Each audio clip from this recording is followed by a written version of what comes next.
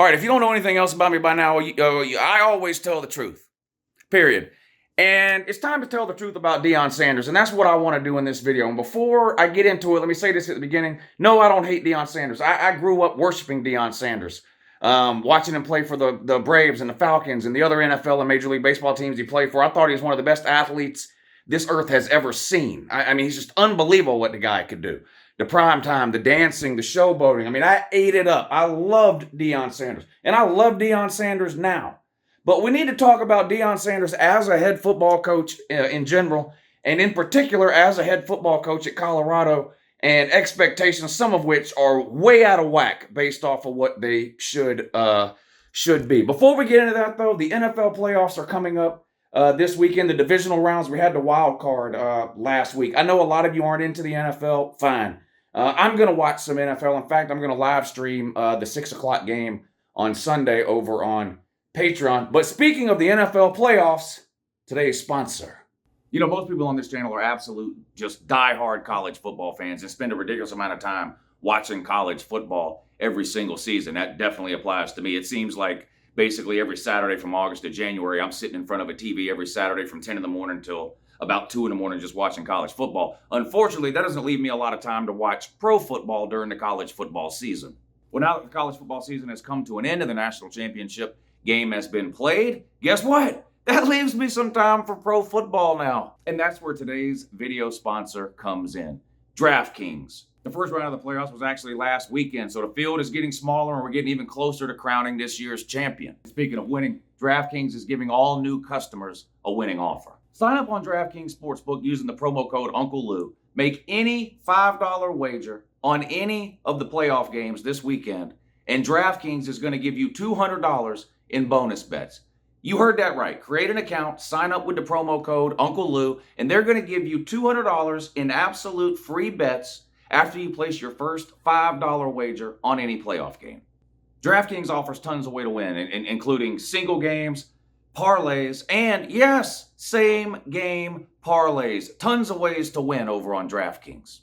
Now, if for some reason sports betting is not yet legal in your state, don't worry. DraftKings still has you covered. That's right, daily fantasy football. Check it out on DraftKings. So go download the DraftKings Sportsbook app now. New customers, make sure you're using the promo code Uncle Lou. That's one word, all uppercase letters, Uncle Lou. All new customers, use that promo code. Make any $5 bet on this weekend's playoff games, and they're going to give you $200 in bonus bets. You're welcome.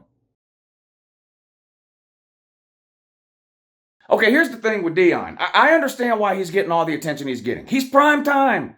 He's Deion. He's a social media genius. He's a marketing genius, both personally and professionally. And, you know, college-age kids and even high school recruits, they're into that. You know, getting a bunch of followers and viral TikToks and all this kind of thing. And Deion's great at that.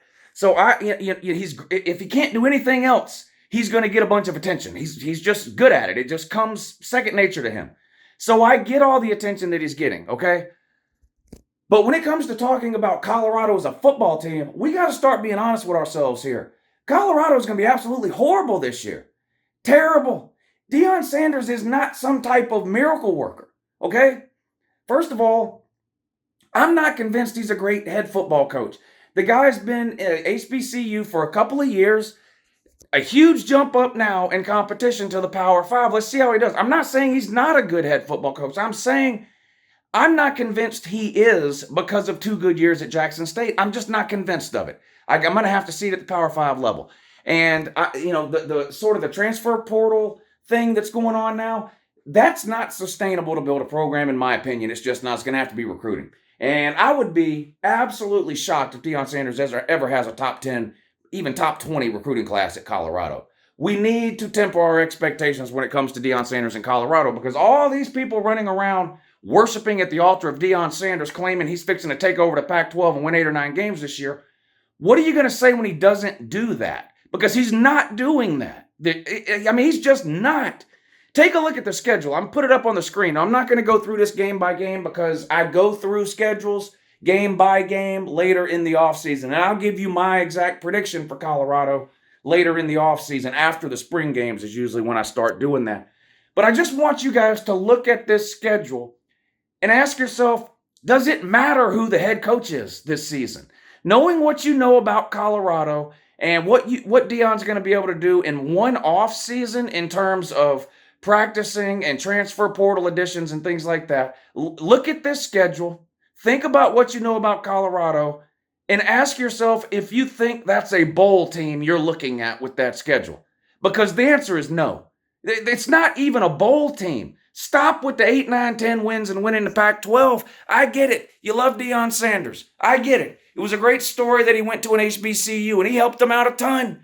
And if he never wins a game in the Power 5, I think what he did for the HBCUs and for Jackson State, I think they should build the guy a statue just for what he did for that. I think it's amazing what he did, okay?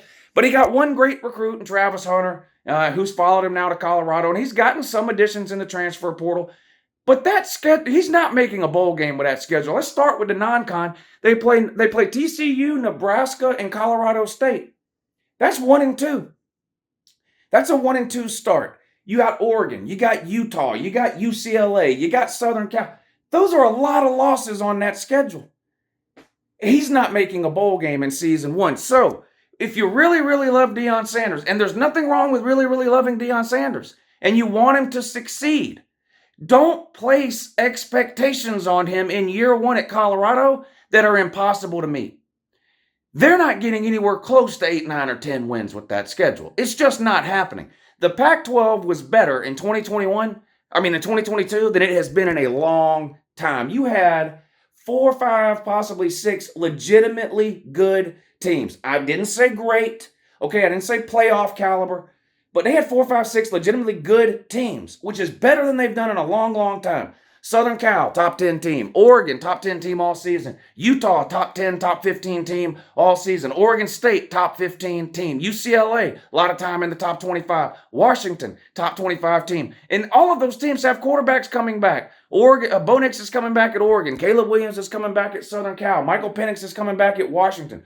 UCLA is losing their quarterback, but Chip Kelly's got him somebody there ready to go. The point is the Pac-12 is going to be super competitive this year. And last year in that same Pac-12 conference, what did Colorado win? 1 or 2 games? They're not getting anywhere close to 8, 9, 10 wins. In my opinion, this is a 4 or 5 win season. Absolute max. He's not winning more than 4 or 5 games this year. And you have to be careful. I've put off making any videos about Deion Sanders because he's very polarizing. I don't even really want to get into it on this video here. I've seen people say, I don't think Deion Sanders is a good head coach. Nothing wrong with that statement. I say it about coaches all the time. I've seen people make that simple statement. I don't think Deion Sanders is a good head coach. And I've seen them accused of being all kinds of ridiculous things. So look, I'm not going to get on here and travel down that road or try to defend myself against that type of attack. Anybody that's watched me for more than 5 minutes, I think knows none of those things apply to me. But if you want to be the lowest common denominator of human society, go ahead.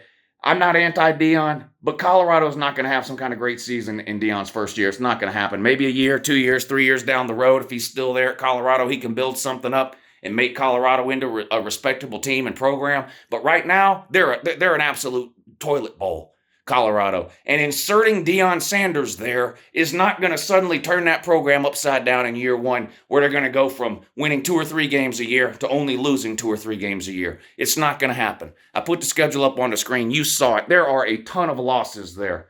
I'm serious. If he goes 5-7, you might want to give him coach of the year. I don't know if he can even get to 5 wins. That's a tough schedule. So to the people that love Deion, stop propping him up with these unrealistic expectations, because then when the season ends, what are you going to say? You're going to have to say he failed. And I don't think Deion winning 5 games in his first year will be a failure considering where Colorado's coming from. But if you're one of these people running around talking about he's winning the Pac-12 and 8, 9, 10 wins, and then he wins 4 games, in your eyes, he's going to be a failure. Stop putting these unrealistic expectations on my man Prime.